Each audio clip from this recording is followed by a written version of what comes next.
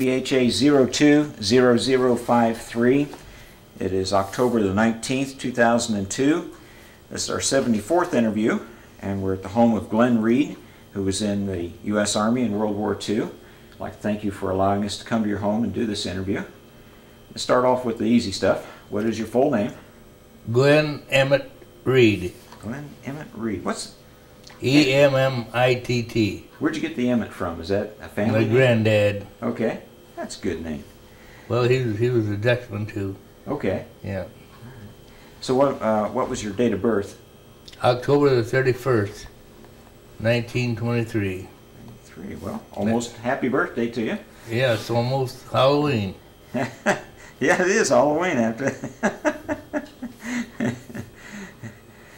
Did you scare your mom when you came out? I suppose, yeah. Popped out and hollered boo. Yeah. And what was your rank at discharge? T5. T5. With corporal. Mm-hmm. Okay. Of course, I come out on the point system.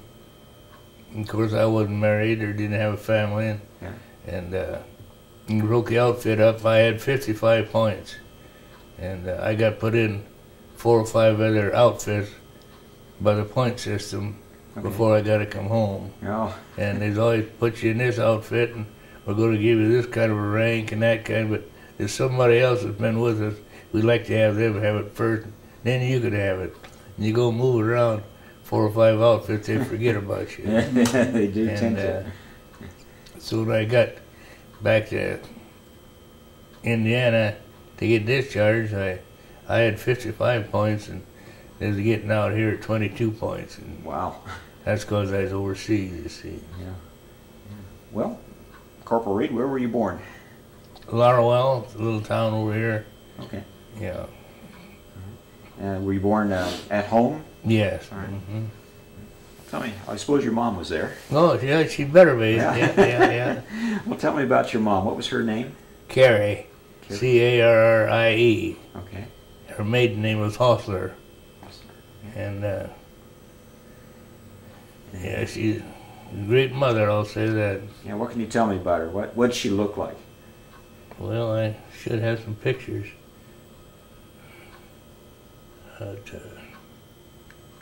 no, not right offhand, but, okay. We're on the television. It's right here in the middle.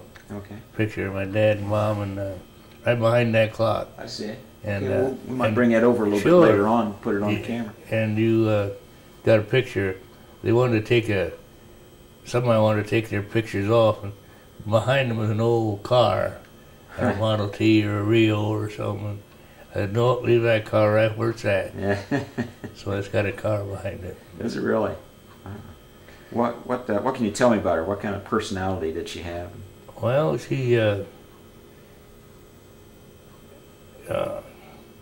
I thought a lot of her gone this way. I only played basketball in my sophomore year of high school. Yeah. My mother was a piano teacher, and before she died, she used to live in this house over here, and she had 30 students.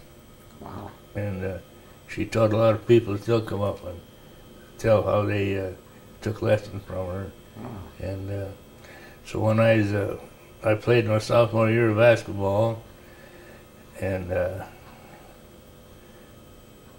I meant so much to Mom, and I led the band.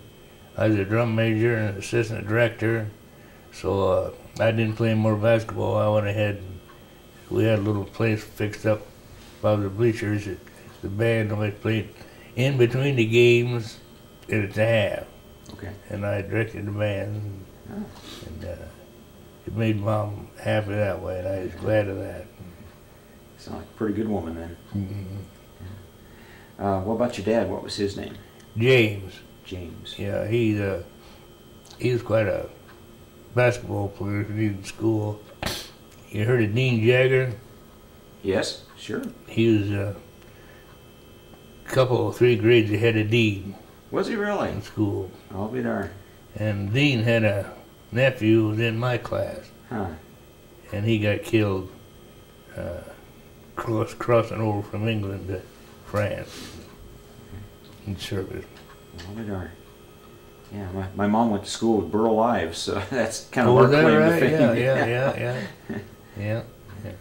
Well, my grandmother, she was a Rogers, and she listened to that Will Rogers. Oh, really?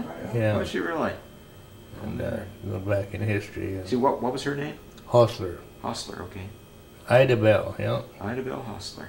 And she, like 2 weeks, living to be 100 years old. I'll be darned. And she's a big, heavy-set woman, and good heavens, at Christmas time, she made candy for everybody.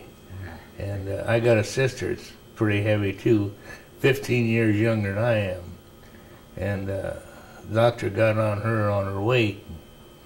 She said, "Don't say nothing to me about my weight." She got telling about my grandma, like 2 weeks of being 100 years old.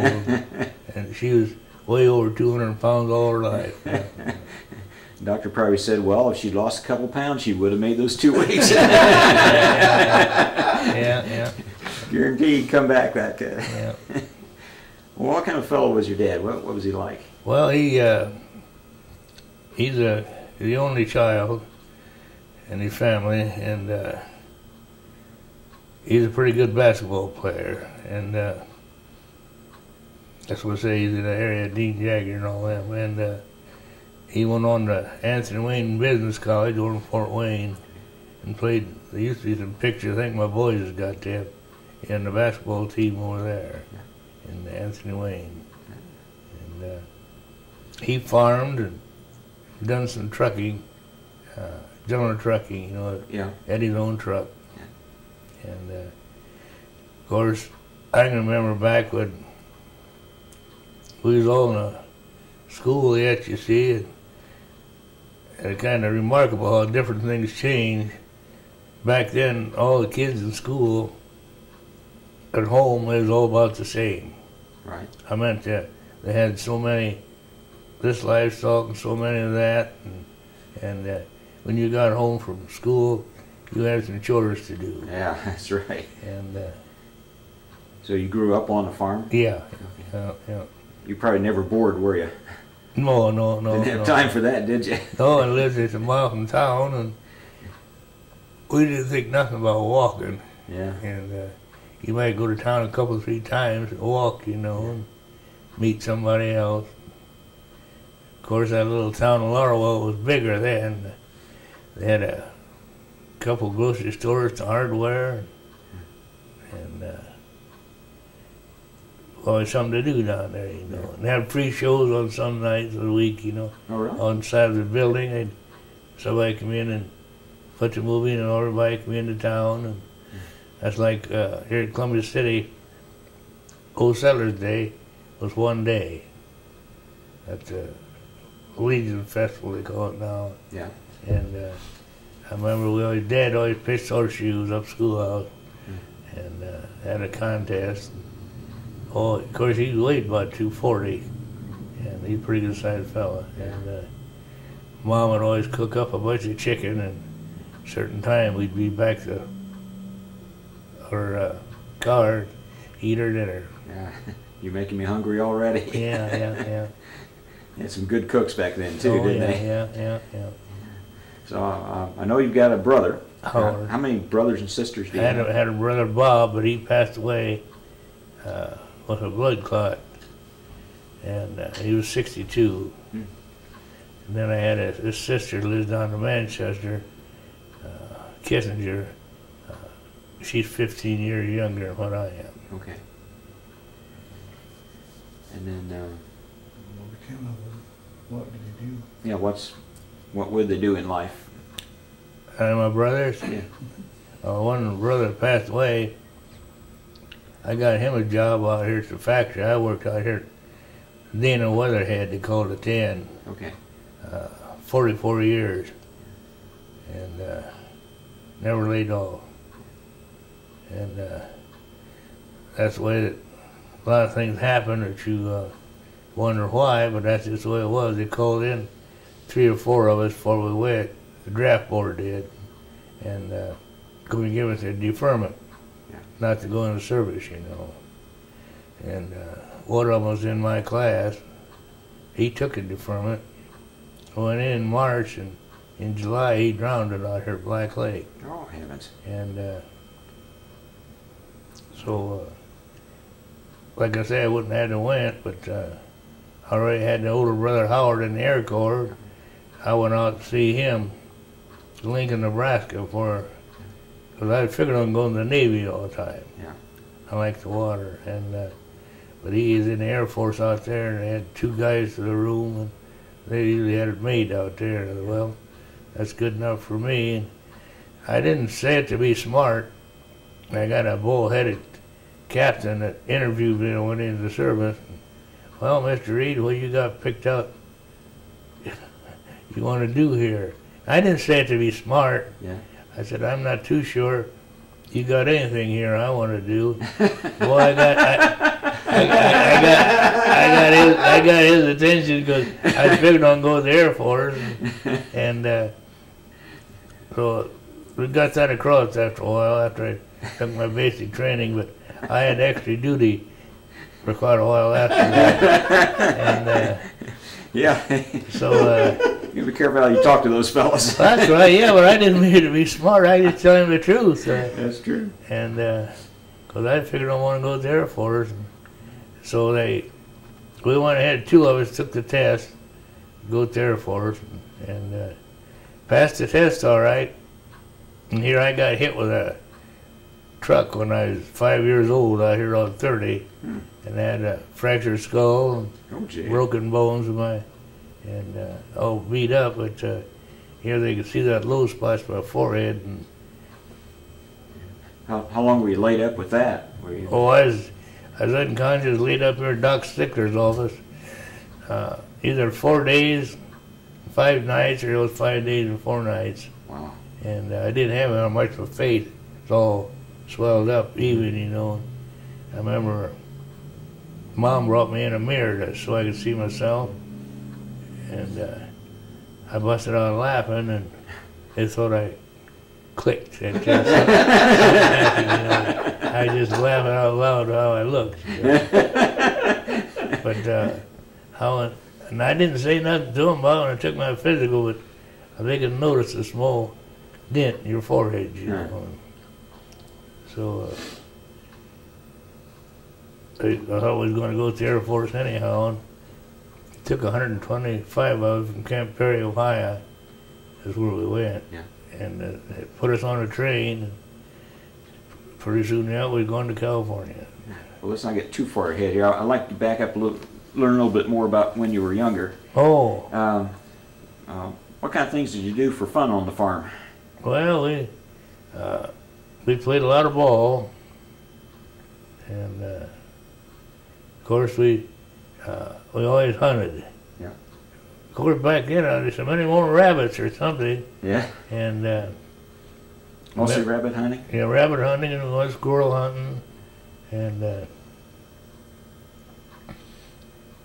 we had a little Savage 22, a single shot, and I thought it was shooting off a little bit, and I laid down on a flat rock and going to try to straighten that sight, broke half of it off. Oh. I thought, boy, oh boy, Dad's going to raise Cain about that. And on the way up the lane, a squirrel was coming at me. I just stood still, and the squirrel come up. About close as going to get, I pulled up and shot him. And told Dad about the gun. Well, he said, must not be too bad, you got that squirrel. And he never said nothing more about it. That's pretty good. Yeah. So where'd you go to school? Larwell. Larwell.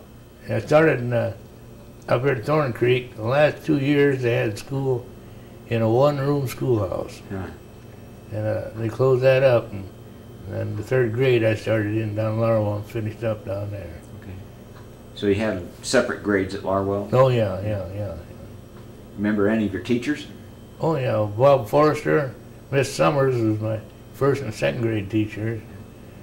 And John Van Cleve. And I remember he said in the 6th grade, he came in and told us, he said, well, You see, you people seem like it's a long time to get the 6th grade up to this time. They said, I want you to remember how fast the next 6 years ago. Now, he should have said, as life goes on, that's the way it is. After a while, it seemed like we remember now 7 days in a week, and after you get older, it seems like it's only 3 or 4. It sure does. It goes awful fast. Yeah. I noticed that with the seasons. You just one right into another. Yeah. Really quick anymore. Did you have any childhood heroes, or cowboys, or aviators, or anything like that? Oh, well, we watched, but of course we didn't have television. They come in about 53. Yeah. And 52 or 53. And we used to watch, some of them, they got these reruns, you see, Yeah. You always had to watch all them. Yeah. If anybody in the community that you kind of looked up to that you might consider a mentor, or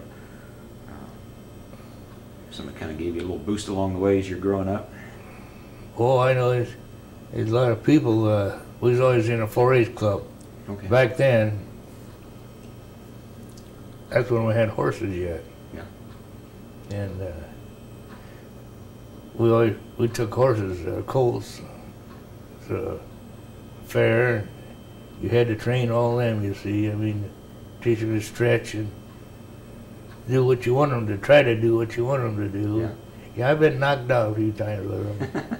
Yeah, we used to, I remember the last time we used to plow with horses. And of course, Dad got a tractor. He run a tractor. And my older brother, Howard, he got take the horses he had. He got 3 horses to ride a riding plow. And they give me that walking plow. Told Dad something about it one day. Oh, I said, that'll make a man out of you. And one time I got that hooked underneath an old sycamore root. I couldn't pull that out. Oh, gee. And I just turned the horses over to the right, and they just bent that beam. Ooh. And I thought, boy, Dad's going to raise Cain now on that. And I said, he said, what happened? I told him I bent the plow. Bring it up there and let me look at it. Took it up there and he said, by golly, you did bend that, didn't you? Take it up and unhook it. Pretty good fellow. Yeah. So where'd you go to high school? Larwell? Larwell. Okay.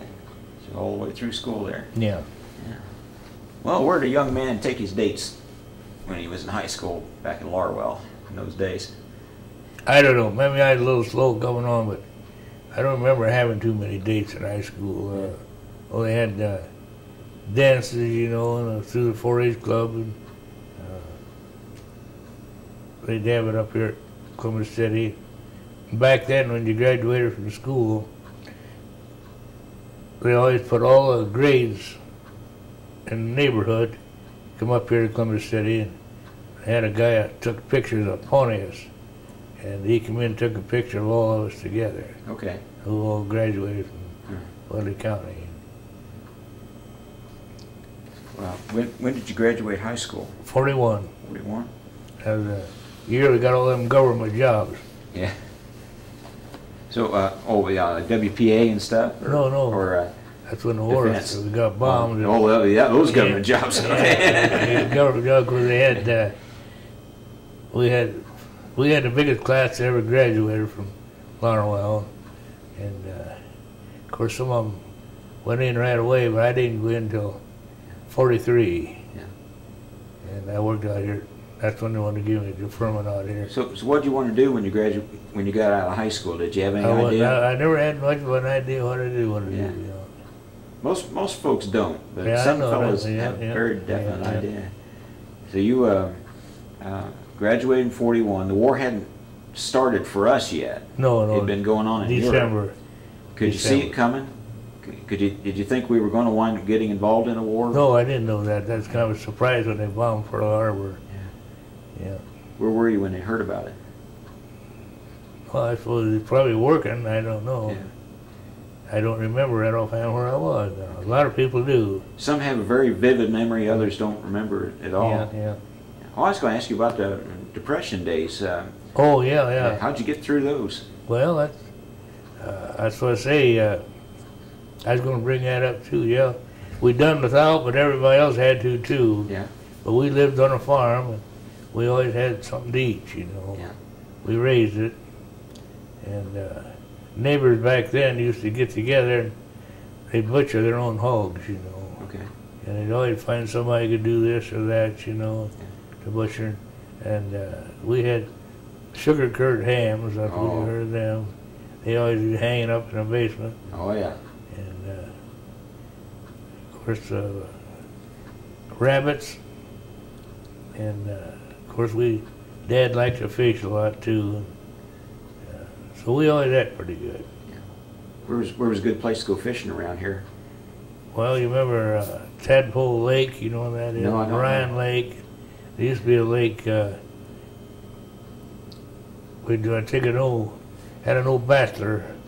He was way up in his 80s when he died, and he'd go out in the fall of the year, and he knew these plants that he had to go gather and dry them, and he'd take care of his own medicine. Huh. He's way up in his 80s when he died.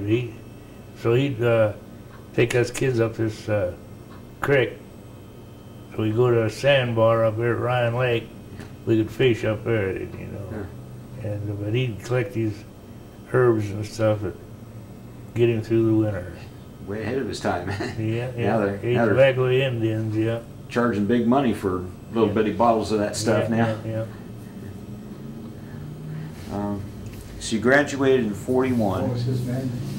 Yeah, what was this fellow's name? Do you remember? John Smalley. John Smalley. John Smalley. Okay. He never married. He had a brother, Dick, that owned quite a bit of land over in Richland Township then. Yeah. Those are names of places down there where we are. There's a Ryan's Lake where Ryan we Lake, live, and yeah, there's a Richland Township in Madison County. Yeah. So after you graduated high school, what'd you do? You went to work somewhere? Or? I was 17 years old when I graduated. Remember Ralph Gates? He used to be a governor. Okay. Of course, we farmed back in the Depression. We farmed some farms that the bank took over. We knew all them Gateses. Okay. I went in and see Earl. Earl's the Gates that Eddie's always wore his glasses, looked through the top of them. I told him the situation I was in. 17, graduated, and my older brother worked in Fort Wayne. He got enough of it, and we was farming them farms. And I know it was about 4th of July, because about the last time he was plowing the corn over, he wanted to come back home and farm. Well, I said it's not enough for both of us here, so I went in and seen this Earl Gates. Yeah. And he called up Andy Lowe, who was the head of the factory out here. See, that's the way Weatherhead and a lot of these factories got started. When the war broke out, the government got them so many machines, it's got a stamp right on it, property of the U.S. government. Okay. They put them in their factories to make parts for them, you know. And as soon as that war was over, then they took them tags off. Their machines in. But a lot of them done that. Yeah, an awful lot of factories built up around that time. Yeah, and Earl Gates, that's funny, he told me, he said, tell him you're 18. So he called up his boss and told him to send me out. And then when they bombed Pearl Harbor, I had to get a birth certificate. And so I got my birth certificate, of course. That was December. My birthday, the 31st of October, Yeah. just turned 18. And the boss come back and says, how old are you? I said, I'm 18. You are now. So they had to change all my records. But when I got my pension, my They give me credit for all of it. Oh, that's good. So at some point you got the letter. Did you enlist or did you get drafted? I got drafted. You got drafted. You got a letter from the president inviting you to join his government service. Mm-hmm. That's them government jobs, I thought. Some government jobs. Yeah, we had fellas in every branch there was. Some of them didn't make it. So you got your letter, and just kind of take me down the trail from there. Where'd you go from there? Well, we went Toledo, Ohio, and 125 of us got shipped out and got on a train, and we got part way and we turned south. That's where I talked to that captain. I wasn't too sure I had anything I wanted to do. I went down there and we ended up in Louisiana. And I never seen that old red clay before, raining, and they had leggings on and steel helmets. Yeah. And what kind of a foreign outfit am I getting into here, you know? And so we went down to Camp Fort Folk, I guess they call it. Okay. Done maneuvers over in Texas. It's a different world down there. Oh yeah. Wee bit warmer too. A little more swampland. Yeah, we had a lieutenant from Kentucky told me to get in the Jeep one day. I want to show you something. He went out through those swamps, you know, that Jeep, tearing this stump apart and that stump, and rolling over this log. He says, here's what I wanted to show you. He found there's a coral snake. He said, here's the ones you want to stay away from. Told you how deadly they was, but he killed it. And wasn't over a week after, we had two guys out in the Jeep. One of them got bit with one of them coral snakes. And first thing he had done is to hurry up and run. Yeah. And that made the blood go through him. I guess in 5 minutes' time he was dead. Oh, gee. Those are deadly. I heard they were. I didn't. Never. A real pretty snake, yeah. Yeah. Do you remember any of the names, the soldier that was killed or that lieutenant? The one was from a snake bite? No. But what always bothered me in the service, the week the war was over, see, when you go through the half track or a tank, you've always got somebody standing up on a machine gun. Right. And we had a Chuck Meserits. He's one of these guys that didn't drink, smoke, swear. He's just almost a perfect man. And so then he was standing up on that machine gun, going through a town, and some sniper got him. Oh, gee. And of course, Hitler didn't have any use for any people outside of the German blood, and he was trying to get enough people he killed and stuff. I guess he even built roads over part of them. You know, they burned them in them trenches and stuff, just to get rid of their carcasses and stuff. Yeah. They built roads over them. And these Hitler youngins, you got thinking about it. Of course, they wanted to have the German people replace all these people that they're killing. Be more German. I don't know where I got my telephone at now. All right. German people were told that all the old people, see, Germany, they bring their livestock right in where they live, and then they go out to their ground to farm it. But they clean it up every day, keep it real clean. Yeah. And you know what I say when I say DPs, displaced persons? There's so many of them, you know, the nationalities stay together kind of, but you see little kids that didn't know where their folks was or nothing. Oh, man. And coming around begging for something to eat, you know.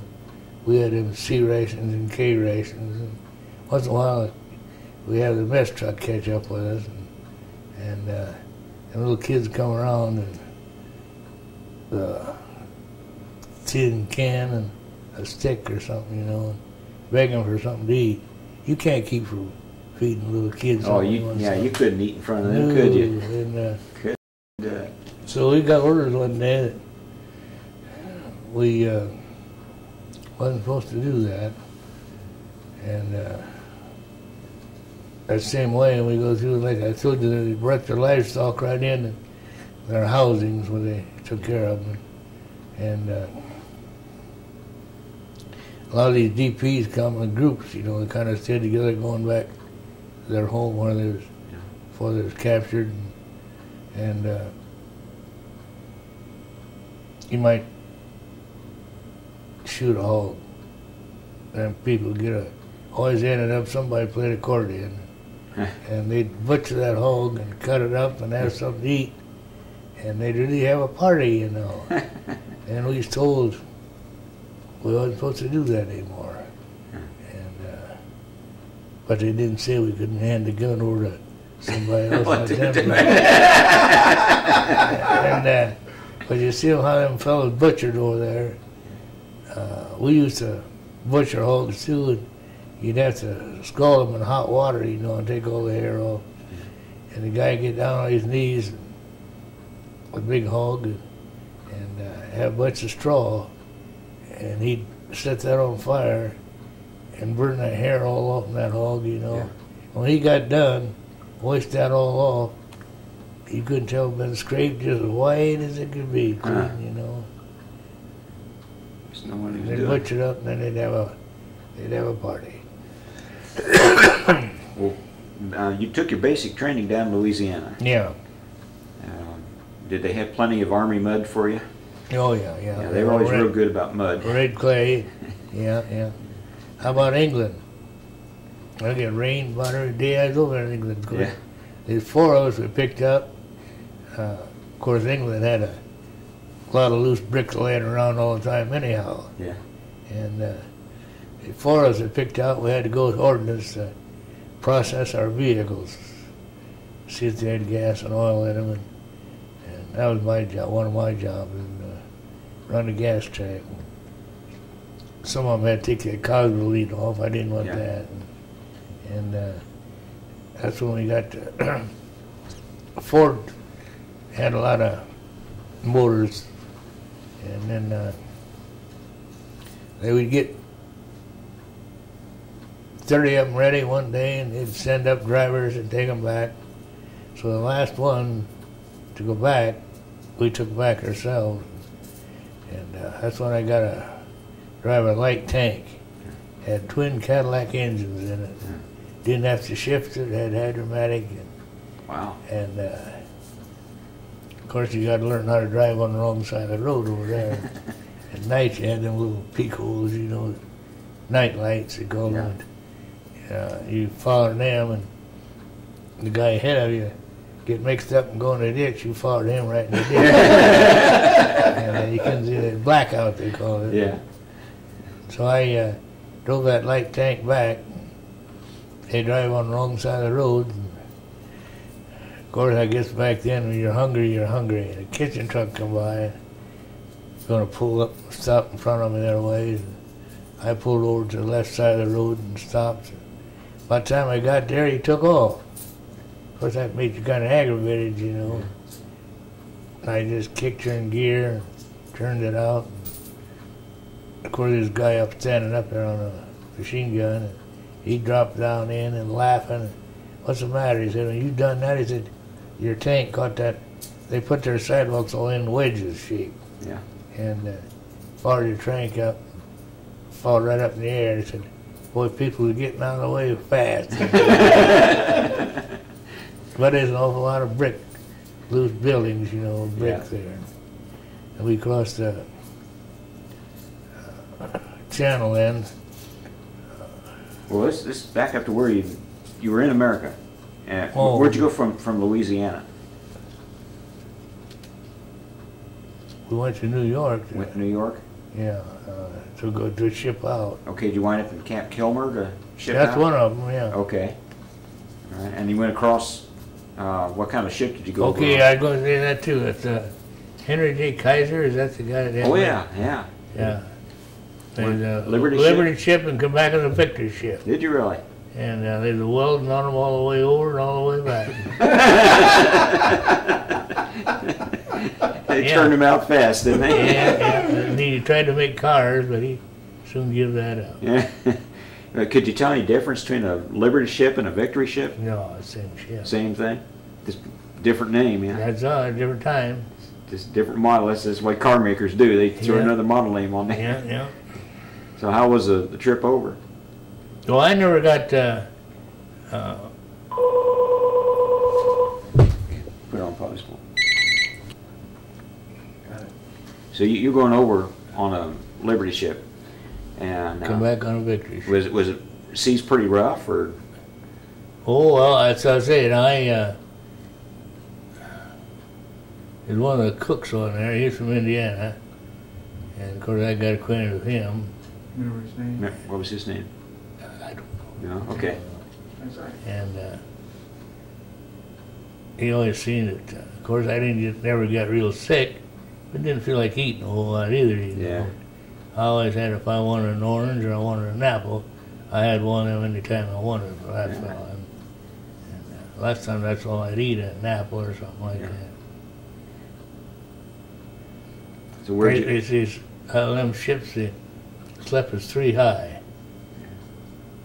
The bed bunked up, 3 high. I don't think I'd want to be the guy on the bottom. Well, I don't know. If the guy on the top got sick, you'd be in trouble. Well, that's right.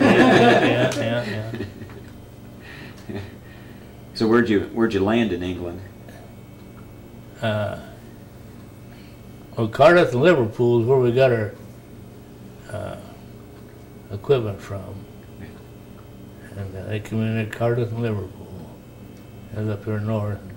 I never did get to go to London because I was up there with ordnance getting our vehicles. Yeah. Getting so many ready. And then, but they had that on my records. I never got to go to London, and so I was the first one to get to go to Paris. Ah, well, that worked out. Yeah. Well, I was going to ask you, when you were in your training, did you go to any other places in the States before you shipped out? Just Texas. Okay. On maneuvers. Okay. So you had a pretty short schedule there. Some guys, they were all over the place. Oh yeah, some of them went out to California desert, Yeah. but see, that's when Rommel. Yeah, the Rommel in North Africa. Yeah, Desert okay. Fox. We thought we was going to go to North Africa. Have to take that desert training, but they changed their mind.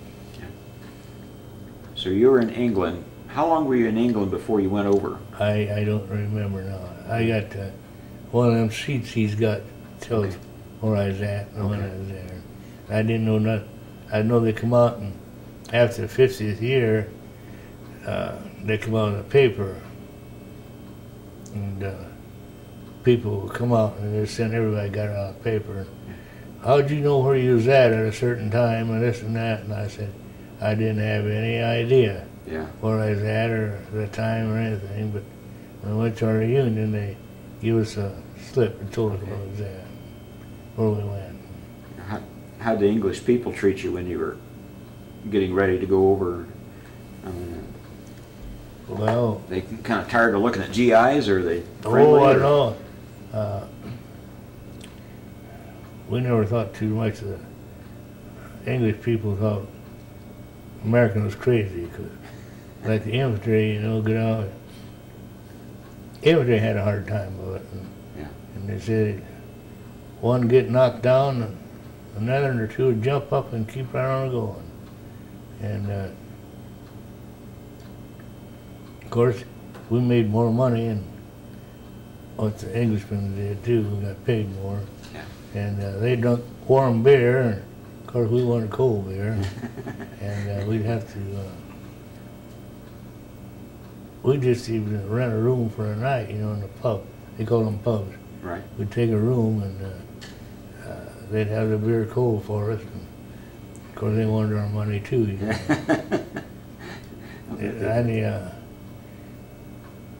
Had some nurses there. one nurse took me on shore, folks, you know, American. I don't know how them people took coal and they'd have some way a little stove or something. They'd have it just glowing for heat, you know. That coal. How they done that, I don't know.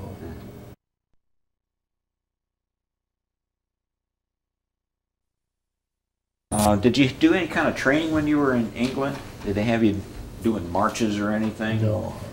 Just pretty much just kept your equipment up. Yeah, that's right. Yeah. Now, did you the equipment had cosmoline on it? Oh yeah. When it came over.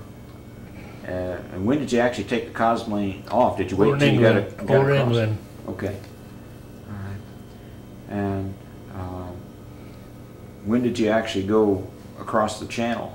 Well, we, I don't know the date, it probably tells on that sheet there yet, I forget, but I remember we crossed, even going over to England, they come down, see I was in a 10,000 people in the armored division, and that ocean is big enough that even going over you very seldom see another ship. Yeah. But on the way over they dropped some depth charges. Oh, okay. In between, you know, you hear them room, and Yeah. of course we like to play poker. And you take a blanket and put down on the floor and go down there and have a poker game. And they got mad one time, we didn't pay no attention. So we had to go back and to our bunks. And everybody in that room had, they called them May West. Right. Life preservers. They all stand with their bunks. And that was kind of scary, and they come in and told you, now, you get a torpedo, knocks a hole in this section, it'll be closed off, and save the rest of the boat. Somebody asked, well, how do we try to get out? I said, you try to get out that same hole that torpedo will come in. Wow. Yeah. That's not a good proposition. No. But they claim that the water forces in will force you out too. Yeah. Yeah. Yeah, it's a pretty good claim. I don't know if I believe that. The same way, of course, Germans told the old people that stayed behind to look after their livestock that Americans come, they'd kill them anyhow. And it makes you feel kind of funny. You see an old man coming down there riding a bicycle with a shotgun in his hand. Yeah. Somebody had to take him out. Yeah. Oh, man. That's when they say you don't fire one unless you're fired upon to give away your position. Just before we crossed that Rhine River, Rheinberg, and they was blowing up the bridges. When he was out, see, I never had a full guard duty until we got in combat. Now that's a little different. You shadow guarded somebody. You didn't go out there yourself. You had one guy had fallen another and so many paces back, and you keep falling that way. Shadow guard them. And there's some times you see that you can see somebody giving somebody a signal when he's coming. That's the reason one of them always had to follow the other. Right. Yeah. I guess I hadn't heard that term or. Yeah, see, you that heard of described. they're blowing up some bridges, and we crossed the Rhine River on the pontoon bridge. We were on boats, you know. And we had they used to call them tank recovery units, all these great big mammoth things. Well, we interviewed a guy that did that. Was that right? Yeah. Well, second or third interview was tank retriever. Yeah, well, it's a big and steel tracks, and well, the machine, your equipment was in pretty good shape. About all, of course, it got cold, just as cold there as any place. And we was ahead of the infantry on that because we had picked up all the extra canvas we could find and put it on your sleeping bag, you know. Yeah. And once in a while you get frostbitten, you know, in your feet. And but the infantryman, he couldn't carry all that stuff. Right. Yeah, pretty tough. Yeah. Okay, so you crossed from England over into France. Up the Seine River. Okay, you went up the Seine River? All right, now this was after the D-Day invasion. Yeah, just So- right after that, yeah. Okay, just how close to it? I mean, a Oh. month or... It tells on that sheet. I forget the dates now. Yeah. Like I say, you don't know what the date was or where he was at. And Were they still caught up in the hedgerows trying to break out, or had they already broken out by that point? well, some of these tanks, so they fix them up as pushers, you know. That, yeah, I've seen them. Oh, you've seen those? Okay. I heard they took some of the German, those looked like big jacks that they used, Yeah, obstacles, yeah. and they took those and took them apart and put them on the tanks for But, tearing oh, that that's up. right. Well, you see, our armor wasn't great on our tanks as theirs, and our welder, they'd take all these extra pieces that get off the other tanks, erect, and then cut them up, and put them on for extra armor, weld them on, Oh, okay. and he'd weld all night long. Huh. And Pender, he's from Pennsylvania, and it makes you feel kind of funny because after he got discharged, I heard Pender committed suicide. But you'd think he wouldn't be the type to be able to do that, because he'd get out and he'd weld all night and all day to keep it on the going. So something got to him. So what was your job in all this? I was battalion maintenance. Okay. I was a mechanic. See, we got sent to school at Fort Knox. And wheel vehicle mechanic and a tank mechanic. But our equipment was so good, it didn't need much done to them when in combat. Okay. Outside a gas line freezing up, and you had to take them apart and get the gas running again. And How would you do that? I mean, you take it apart. take it apart and suck that gas out, you know. And no, you couldn't put the fire on it. Okay. I can Yeah, do it. that petroleum would still burn.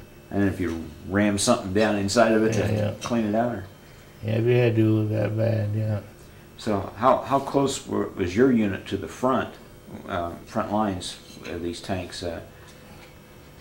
Well, we got moved on down. See, at Desert Fox, we had him as our commander. Patton was our last one, Okay. George Patton, and the Bulls. Bradley? Bradley? Bradley, he's in the middle. Yeah, Omar Bradley. Yeah, over Bradley, yeah. And then we go with Patton. You heard of Birch's Garden? Birch's Garden has Hitler's summer home over in Yeah. Austria. Yeah. Yeah, we went up there pretty early. Herman Goring, who's a heavy-set fella, only had them platform scales. I figured he got weight on that Yeah. a few times. So I took that thing that you slid up and down to tell your weight. I took that off. I don't know whatever happened to it. But I'm going to bring that home as a souvenir. Yeah. So you were probably just a few miles behind the actual front line fighting there. Yeah, yeah. And they bring the tanks back on these tank retrievers. Yeah, And you yeah. fix them up. Well, and go. most of them wasn't fit to fix up. Most of them you just scrapped them. Yeah. What'd you do with the tank that was shot up like that? Well, if you only had some more, bring another in, and you take off anything good that you possibly use. I just wonder how much you'd scavenge those Yeah. tanks to. Well, they didn't. They always had some. They had a lot more. They must have manufactured so much faster. Yeah. I know the guy who was doing this tank retrieving said that Patton really insisted on getting our shot up tanks out of there so our troops wouldn't see them. Yeah. For morale. Yeah, that's right, yeah. Had to be some pretty tough hits in some of those tanks. So what kind of tanks did you primarily work on? M7s. Okay. That's the name. That's one of them open topped that had the howitzer on it. Okay. And 105 howitzer. All right. And then, of course, I got tank recovery units so big that we ended up getting a half track. So we could get in and out quicker, you know. Yeah. You know, that half track. And, of course, but most generally for our tanks is, they just like when they'd hit them with them 88s, they just melt a hole right through your armor. Yeah. And then you get inside and they just churn around, just tear you all apart. Oh, okay. It wouldn't go on through. No, it just wouldn't. bounce Just go around round, inside. round, round. Oh, gee. Yeah. Those guys had it pretty tough. They, K rations, C rations kept us going. But, of course, we was pretty young then, 19.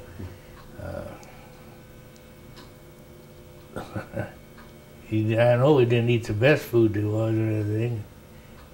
But never had a cold. Oh, really? No. All that bad weather and stuff. Yeah. It got pretty cold. Outside your feet. After a few years after that, they kind of itch, you know. Yeah.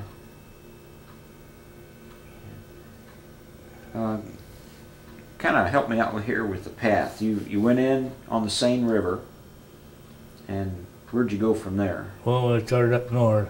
Okay. Yeah, I went north and see, Belgium was our headquarters, Okay. and where we always went.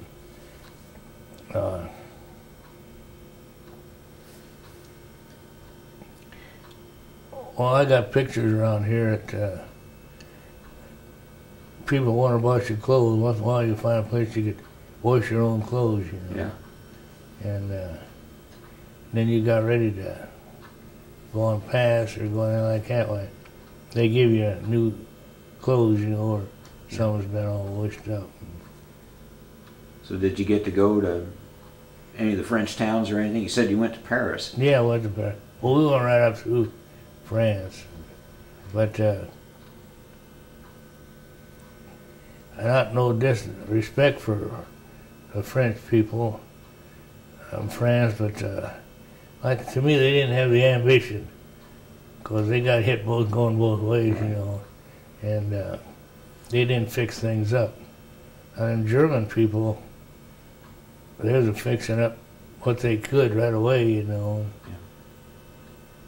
And then there in Belgium, I'm getting ahead of myself, I suppose, again, but I got in on after the war was over, I didn't come home with the outfit because I didn't have enough points. So we took 100 vehicles, half-tracks, jeeps, and trucks, took them back, and it was cheaper to leave them there than it was to bring them home. So we took them back to Belgium and turned them into Belgium, and they took care of them from there. How'd the Belgian people, what was your impression of them? Oh, they was more like our people. I had a cousin, there's two of them. My cousin, first cousin, and his buddy drove a Jeep, and he was the first ones into that Belgian town during the war. And here the Germans was there, and they shot them, and they took their Jeep. And I guess now that over in that town in Belgium, they got a memorial for them. Huh. They got a little park they fixed up with it. And then they shipped him back, though. And I thought I was going to have to identify his body when he come back, but his dad pulled himself together and he identified him. What was his name? Dick Hostler. And the other one? The friend? Oh, Chuck Measurance. was the one that got shot in that, the one that didn't smoke or drink. But he was standing up on there, and sniper got him. He was from out around Pennsylvania someplace. I thought Dick was with a friend when he went in and got killed. See how old? Did you say Dick was with a friend when he got killed? Yeah, yeah. And that was not the same one, was it? No, that's different. Do you know that friend's name? No. So you went into Belgium, and where'd you go from there? I gotta get that paper out and look at it. Oh, we can do that. Where's that? Right there. Yeah, use that. Yeah, you use that for a prop. They were in France, England, Belgium,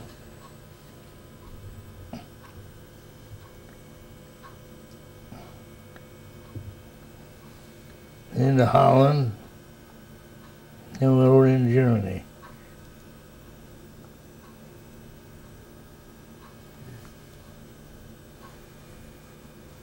So you were saying something to me earlier about that flag that you found. Oh, I sat on? Yeah. Where'd you find? Tell me the story about that. Well, I got went to an SS office, Okay. and a great big old long Davenport had a cushion on it. I raised up that cushion and found that flag all folded up underneath that. And well, I sat on that for long. I got pictures of it somewhere. Yeah, here it is. Here's a picture of that flag. Okay. Let's see if we can get that. I'll have to focus on his eye again whenever. Okay.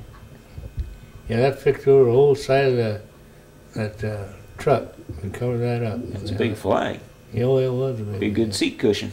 Yeah. Well, now, of course, when they said file everything out there you got, that's where that went. Yeah. And but I have another guy who was in the service with me. He had a smaller one, and he brought it home with him. So where'd you find the flag? I mean, where you said it was in an SS headquarters? Where about? What country? I don't know that. You don't remember that? No. I'm trying to get the other picture there too with it. Okay. Officer.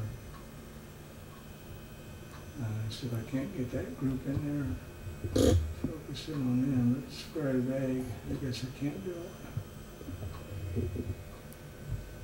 Okay. I have to get back on your eye here real quick. You need to look this way so I can catch your eye. Keep moving. There we go. Now I got you. Okay. So. Well, you talk about them airplanes. We crossed that Rhine River, and we don't put the fire unless you're fired upon.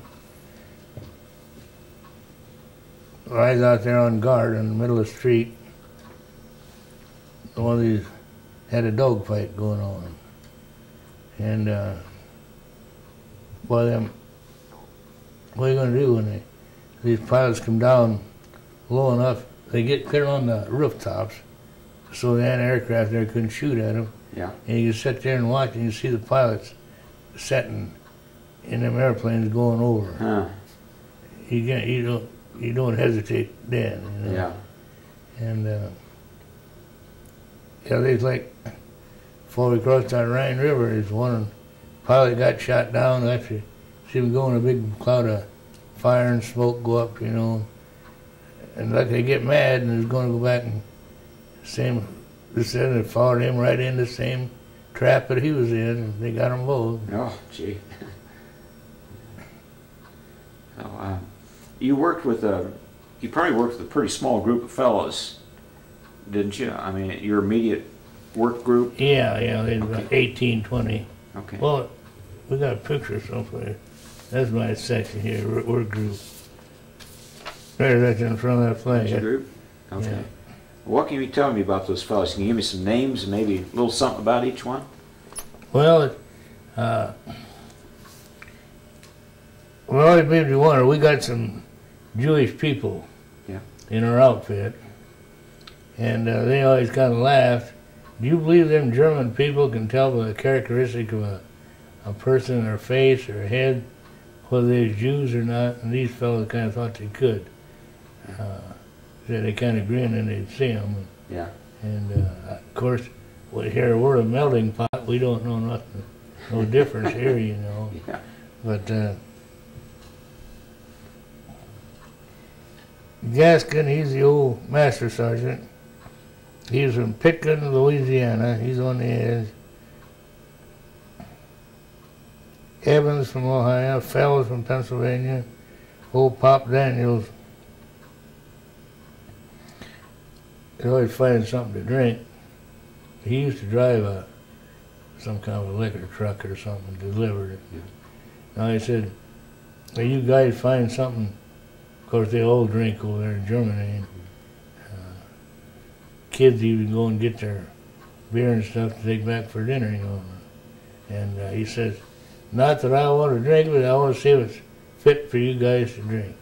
And, what a kind-hearted fella. Yeah, but he just tasted it, and you know, they had some white lightning, we called it. You can already drink that stuff. And he says, "Leave that stuff alone." And you know what we use that for? What? Our cigarette lighters. Oh, You can fill that up with good lighter fluid, you just blue flame. And we use that in our cigarette lighters. Dang. Yeah, old Pop Daniels. Pop Daniels. Now, how old was he? Well, he's older than what we were. He's probably age limit pretty high. Probably 24. Yeah, probably 24. 30 maybe? Now, I was wondering about, of course, I suppose every nationality is somewhat that way, but these Jewish fellas, we had some in our outfit. Some of them would be able to do that'd be up doing the paperwork, you know. Yeah. And then we got old Tisler down here. He's a lower class Jew, I guess, but he'd do anything come along. You know? Yeah.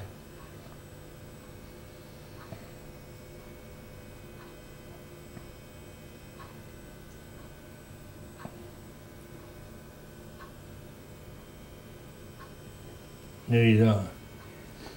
Talk about Hitler's summer heard about Berchtesgaden. Attersee had a lake in there, a pretty good size. And we lost one or two fellas there. They thought, of course, you took over everything they had. Boats or everything they had there, you could use them. Yeah. You just take over. And they got out there drinking, and I was inshore, and they caught on fire. Oh, gee. They put gas in it, and somebody got acting up with a cigarette lighter. But Attersee is a pretty good sized lake, because this one fella drowned in. We took them Chris Craft outboard motors and went around there. It took about 5 hours. We thought they'd surely come up sometime, but never did find them. Was it a pretty cold lake? Well, I don't know. It was a pretty good sized lake. Yeah. What was his name? Did he mention his name? The old fella drowned in? Yeah. Well, I don't know that offhand now. What about Hitler's place, the place where he lived there? Can you describe the thing? I mean, was it pretty good size? Well, I really don't know. Like a lake cottage, or was it a big Oh, his summer mansion home? type? Oh, it was a pretty fancy place. Yeah, he went up there, he went up high enough, your ears would crack. Wow. And, That's pretty high. yeah, on the Jeep. Yeah, that's where I got that piece off from that scales up there. Somebody I'm not sure if it was that place or another place that Hitler had. They got a pair of Hermann Göring's pants. And they were just huge things. Yeah, oh, they're big, yeah. Actually, I took a piece off of them scales. Yeah, they got, up there at first again, they got pictures all over the wall, painted naked women and this and that.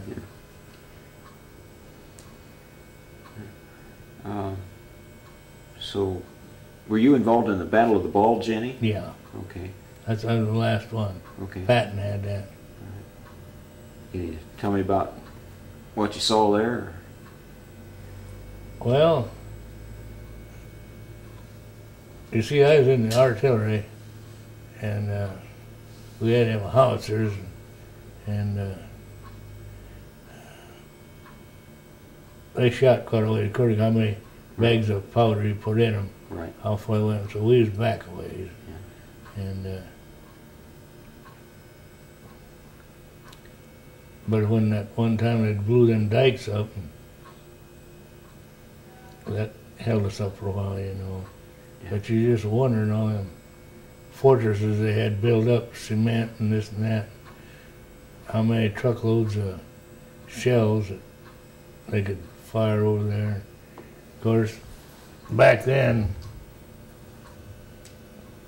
you fired around and you had a forward observer watching where it went. And then you come back in other ways from the target and fire another, and then calculate about how quick it was, and then fire. Didn't fire for effect, about 4 rounds. Okay. But now then, like I went down to these reunions,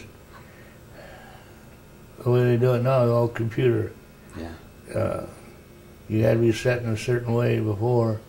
And they could go over rough terrain they showed us, and they could hit a target every time. Huh. That's what it says, but the equipment's so much better now. Wow. That's pretty sophisticated. Yeah, that's, see, Hitler wanted to replace all them people he's killing. Some of them had to dig their own graves, you know how it was. Set them on fire. Some of them, it got them mixed up with what's left. Built roads right there over top of them. And You said you were in Metz? yeah, Okay. Czechoslovakia. Yeah. Tell me about Metz. What was it like? Oh, of course, it's more of a. You didn't mess around with any of them German women, because that was one of the worst offenses you could do. That's back in the old saying, loose lips sink ships. Yeah. And but that was one of the worst crimes you could have, is messing around with them Germans, and they stuck to that. It's pretty strict. That was verboten, yeah. And but down there, and people tried to catch fish on that Attersee, but I was told that's where we hear about in history books or on television. That's where old Hitler stored a lot of his gold down there in that Attersee Lake. Yeah. Yeah, we didn't know nothing about that too. No. You know. Well, you put it actually in the lake, or? Yeah, I Okay. guess he put it in the lake. That'd be a pretty good way to hide it. I guess, yeah, you knew well where to find it. Now, did you say that before we started doing this, that you used to hear Axis Sally on the radio, and Yeah. she always seemed to know what was going on? She did. I wonder if she knew what outfit and tell where it was on the radio. You'd have to. You couldn't just have this little radio. One's on the tank recovery units or something like that. You know, and Tokyo Rose, Suzik thing. You could hear her too? No, I've heard about them. You've heard about her? Yeah. I didn't know if the broadcast went that far or not. No. Yeah. But, did you? They used to have them propaganda sheets. They try to break down their morale all they could, and they'd get flying around, pick them up at what your wife and what your girlfriend's doing back home, and they show a drunken party, you know, and Yeah. having sex and all that. So, Everything to get your morale down. did it get you down, or did you just laugh it off? No, I think I even sent one home. You still have it? No, Oh, it's gee. worth some money now. It would be. Yeah. It'd be worth something. I got a little cup out there in the cupboard from Germany. It's got little German writing on it. It's like most of the things they said, pile out there in that pile.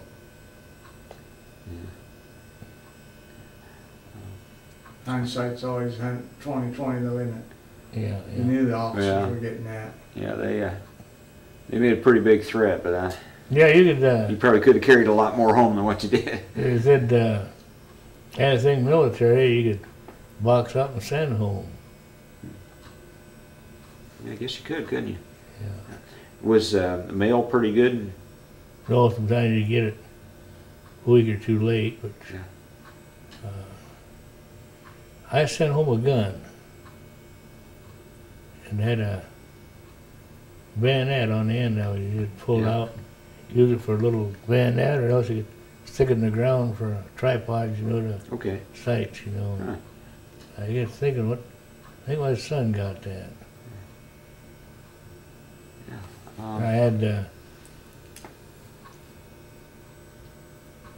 back then over in Germany, he's going to try to replace all them people he's killing with pure Germans.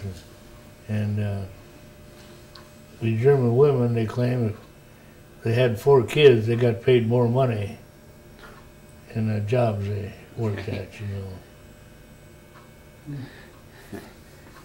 Then SS troopers and Hitler youngins, you know, they had breeding parties for them and stuff.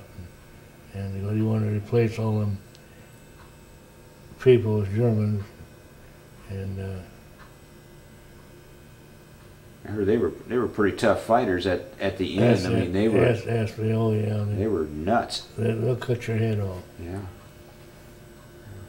That's Now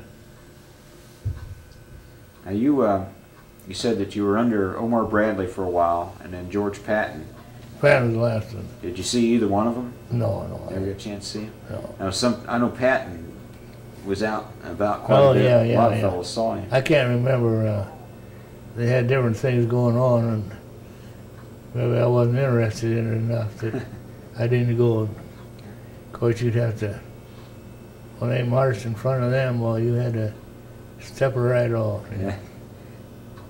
Yeah, I heard he was pretty tough. He'd make you march and wear your tie and Yeah. get really stringent with you. So where'd you wind up at by the end of the war? Where were? That's what we do. Well, next day we'll be in Berlin, 85 miles from Berlin. Well, in a couple hours you could be there, you know, Yeah. on that Autobahn.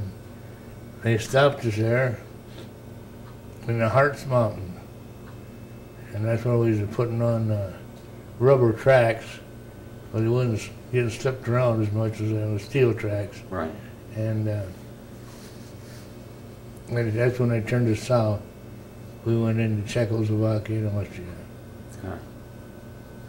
I know Patton wanted to go on into Berlin. Yeah, he wanted to. Yeah, I remember that. He wanted to take what German soldiers there was left and Americans, and he wanted to go and take on Russia. Yeah. Somebody said he should have done it. There'd never been a communist party, but I wasn't in favor of that. And I've been over there long enough. It's time to go home. Yeah. Now, what? Okay, you say the rubber tracks gave you a little more traction on wet On pavement? steel, on ice. On ice? Yeah, ice. Okay. Because you can't do nothing with steel tracks on ice. Yeah. And it gets just as cold air that does any place. We didn't have any heaters or nothing like that. So where did the steel tracks have an advantage? Well, they could go through anything. So with the rubber tracks, you couldn't go through some of the things you could with steel I don't tracks? know how much would be different, but maybe they had old steel tracks, so they put on. Was that how big of a job was that to make the change on it? That was a pretty good sized job. Yeah.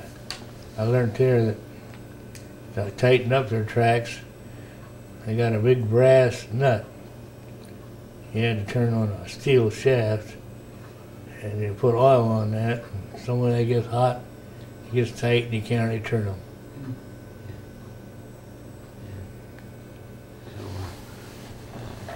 how long do you think it would take to switch out the tracks? I mean, an hour or? Oh, it'd take more than that, yeah. Several hours, yeah. So it was a pretty big job. Yeah, yeah. What was the toughest job when you were doing maintenance on these? Well, I was in all in pretty good shape. And I guess about all the problems that we really had was cold weather. Yeah. Yeah, they don't suit the weather for the soldier too much, it seems like. That's the same way of feeding you. We're here to feed you, not to please you. Yeah, yeah. A lot of American units, they were out of ammunition, they were out of food. I mean, they really had to hunker down. Yeah. I was in a warehouse one time. They showed us over Japan, instead of a brass projectile or steel, they put wood in it. Huh. And they had some kind of stuff in that dye of some kind where you got hit with one of them wooden things and make infection.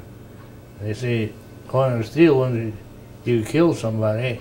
That'd be done. At the end of it, these here wooden ones, you put in and hit somebody and get an infection in it and make them sick, and it take 4 or 5 people tied up to take care of them. Yeah. And so they... Just meanness. Yeah, that's right. They try to tie people down. I've heard some fellows say that the Germans would use an 88 on a soldier. I mean, they just do anything to that's kill the American troops and but throw anything at them. You see, we had the 75, and Patton, he got aggravated about that, and he used our M7, that 105 howitzer, on these tanks as direct fire. Yeah. Of course, he'd be quite a target out there, you know. Yeah. But he'd blast into a building, a lot of bricks, buildings anyhow, and he'd go in a hole so big, and just take the whole wall out of the other side, you know, because all that stuff is pretty big. Yeah, yeah. Yeah, he used 105 howitzer. Then the war was just about over, and we got to 90 millimeter. Finally got the firepower, and too late to do you much good. Yep. But it was all... You're thinking about them Hitler's young'un, they'd be about the age limit now, up in their 60s. They'd be running that country now. Yeah. And of course I got, Tom, he's been over there, and I guess they don't even like to talk about anything like that went on during the war, not now anymore. They want to forget about it. Yeah. They knew it wasn't right. Yeah, that's true. So how'd you make it? Okay, the last place you were, you wound up in Hart's Mountains. Yeah. And then, what's the path you took to get back home? Well, we went, and then we went south into Czechoslovakia and Austria. Okay. And I stayed down there, and my army outfit broke up, the 8th Armored Division broke up. I didn't have enough points to come home with them. And so I was in 4 or 5 different outfits before I come home. You finally, where'd you get on board ship? Was it northern France somewhere? Or?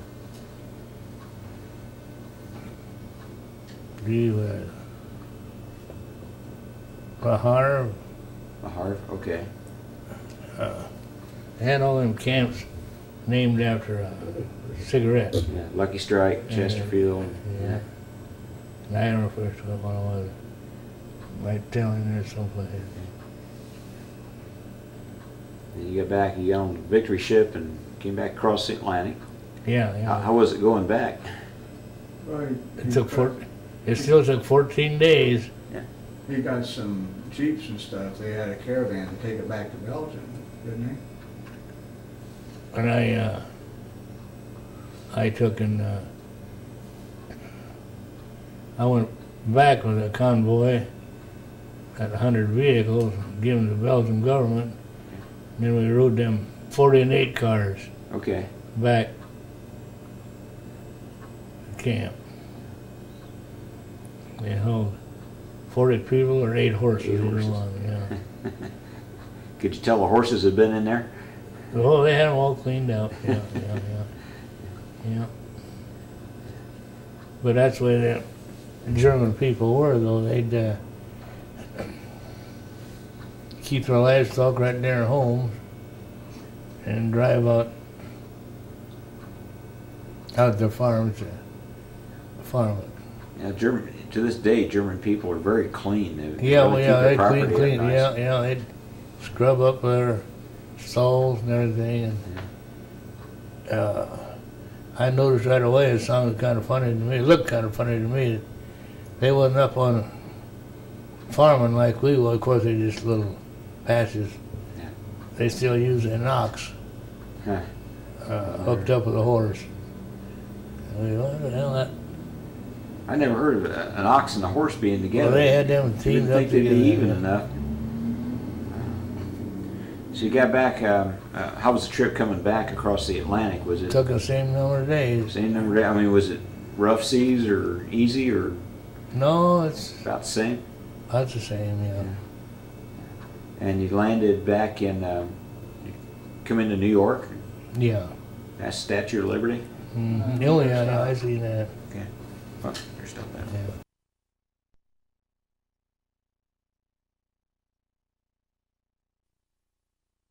You're saying you saw the Statue of Liberty coming in. A lot of guys were pretty inspired by that when they saw it. Yeah.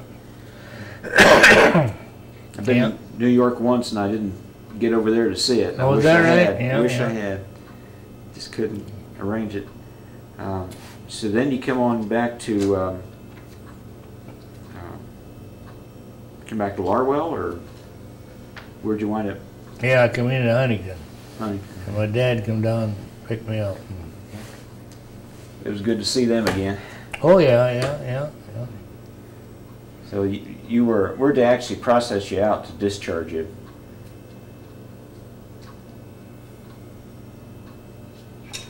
Was that back east where you landed, or did they take you No, I like was back here in Atterbury? Indiana, at Camp Atterbury. Atterbury? Okay. Yeah. You went up to Huntington. So what'd you do with your life after that? You go back to work? Back where I always was. Back to work? And, yeah. So where'd you meet your wife? Well, she's in Pearston. She's from Pearston. And that's her on the end over there next to my army picture. Okay. And what was her name? Leiter, Leiter? Okay. Betty Leiter. yeah. Betty Leiter. Okay. So how'd you meet her? Well, I guess I over to Pearson one day and she asked somebody who I was. Well, guy, and I know him, and he introduced us. And he always give his self-help or introduce me to her. Well, she's a very attractive woman. Yep. I bet she caught your eye pretty quick. Remember where you took her on your first date? No, I don't remember that. Okay. No. And she went to beauty school down the Wabash. Okay. And So you've got 3 sons from. mm-hmm. All right. Just the 3 sons. You don't have any other children? No, that's it. Okay. Well, tell me about them. What are their names and what? Terry is the oldest. He works over in Fort Wayne. Tuthill, linkage, or what they call it. Okay. And of course, you know Tom. Right. Yeah, but we may not know that in the future, so say something about him. Oh, the second boy is Tom. He works for General Motors. And then Tony, he lives over in Ohio. He's got 4 sons.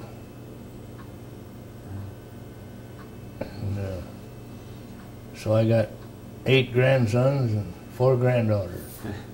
That's pretty good. Yeah, and then I got 4 great grandsons and 1 great granddaughter. Well, Can you get some of the pictures? yeah, let's get some of the Well, pictures. When I bring them over. Okay, let's get. You can have a little while. Let's go ahead and get his parents, Oh, yeah. and then get the one of he and his wife. Show those. Right back of the clock now is my parents. Right here?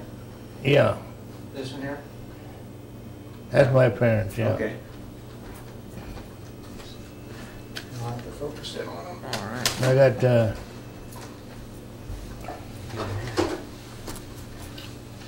my son is next picture over.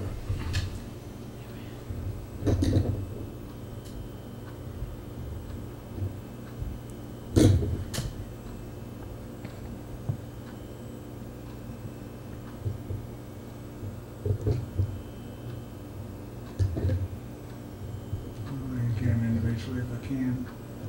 Okay.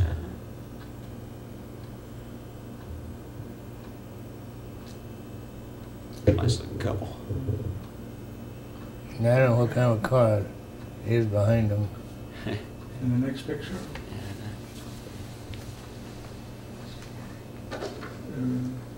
Yeah. That dad up there on that tractor? That tractor? Yeah, that's my dad. You might want to get that Yeah. one.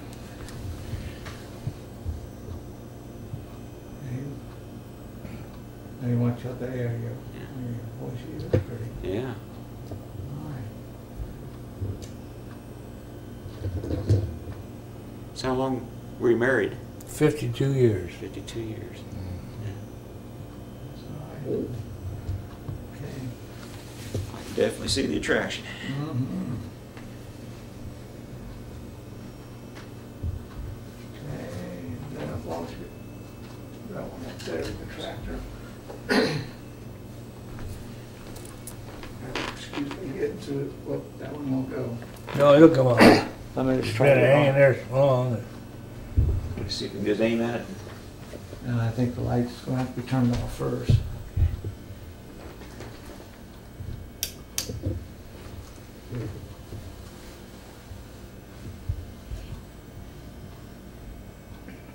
Which do they like better, using the tractor or the horses? Oh, the tractor's a lot easier. Yeah.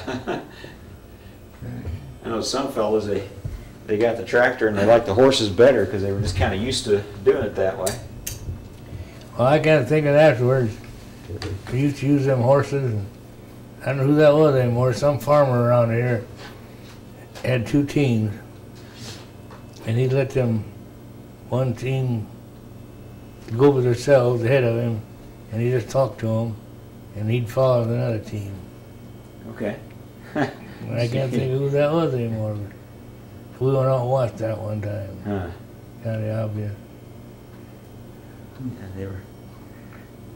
Can you think of anything we missed? Big game medals. Okay, did you get any medals or ribbons of any kind? Well, I had 3 combat Ribbons. yeah, so there's Ardennes in France and Germany. I was looking for my discharge. They'd have that all on it. Yeah. Get a good conduct medal? Yeah, yeah, oh, Good. yeah. That's the first one we got, yeah. Yeah. Then the victory medal, I think it was. Yeah. Now, when you saw your wife up there with her wedding gown on, what was going through your mind? Well, we didn't have a wedding gown. You didn't have a wedding. No, we had a wedding, but Yeah. Presbyterian, but we just got some new clothes. That's all I got. Something practical. Mm-hmm. Something we could wear afterwards. That makes sense, really. Yeah. Wear the thing one time and never see it again. What'd you think of Paris when you saw it? Oh, what? I'm kind of curious. What'd you think of Paris when you saw it? Well, I wasn't there too long. I just going in and got some clean clothes and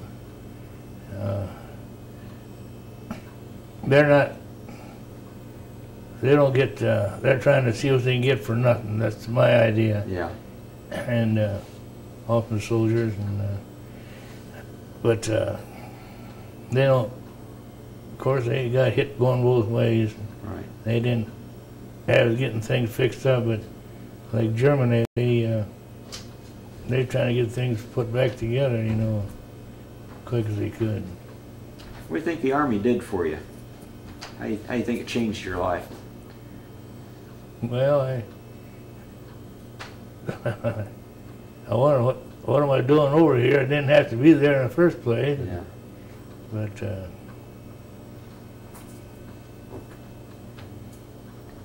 I know some of them stayed here and made some pretty good sized money, you know. Yeah. But we still survived. That's the important part. Yeah, yeah. Unfortunately, not everybody did. That's right. Some of my classmates, yeah. That's what I was referring to, them, all them government jobs that come on in 41, yeah. Yeah. Well, we always give our veteran a chance to say a few words for posterity. You got any personal words of wisdom or philosophy you'd like to share with folks? Well, we hope our grandkids and great-grandkids and kids coming don't have to go through a war like that, because it's really hard on kids. Yeah. When you see them, people don't think any more in life what Germany did back then, you know, and thousands of people was killed. And you feel like it, see, it was Jews and the Gypsies. The Gypsies come, I don't know where they went back to Austria, was it, or someplace? Where are they from? Hungary, I believe. Right, I think that is right, yeah, Yeah. Hungary, I think it is, yeah.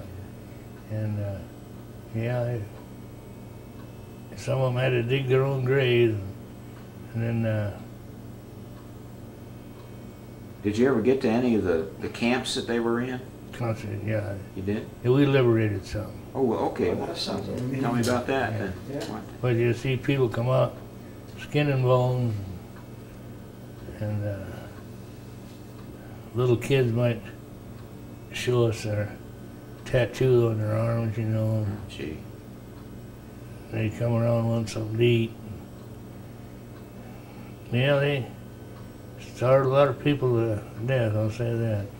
Yeah, it'd be hard to see. Mhm. You've probably never seen anything like, even though you've probably seen some dead bodies here. Oh, yeah, Probably yeah. Nothing like that. But they keep, Americans, they pick them up pretty well, but others they just left away sometimes.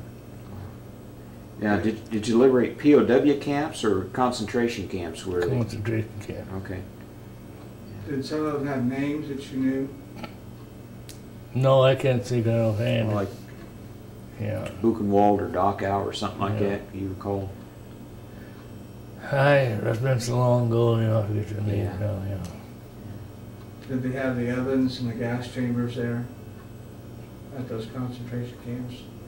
Oh, yeah, I seen the furnaces where they burnt the people, yeah. Cremated them. We done the same thing. It's kind of foolish, but he's always looking for something, and this old Sergeant Schott, he could talk German well as they could. Yeah. We might go into a town, and he'd kick everybody out in that house, and we'd have our own room. And there's a wall there that had a safe in it, a little safe, and we worked and worked and worked. We finally got that open, hammer and chisels and stuff. Yeah. And found some little boxes in there. Of course, our commanding officer was Jewish, I guess. One guy busted his ass down there to show what we found in that safe. He laughed. He said, "Well, you guys go put that back just as near as you had it, and put it back and leave it alone." I said, "You just dug up a whole cemetery of some family. That's where they was cremated, you know, and gee. put their ashes in them little boxes." So, I mean, it's kind of comic. But he says, He do go right away, 'cause that's where they cremated him. Oh, gee. Yeah, I wouldn't want to open those up. Wow. Well, can you think of anything we missed? Or? Oh, I think we're pretty well covered. Well, Corporal Reid, I want to thank you for the interview and You for your bet. service to our country. You bet. Thank you very much.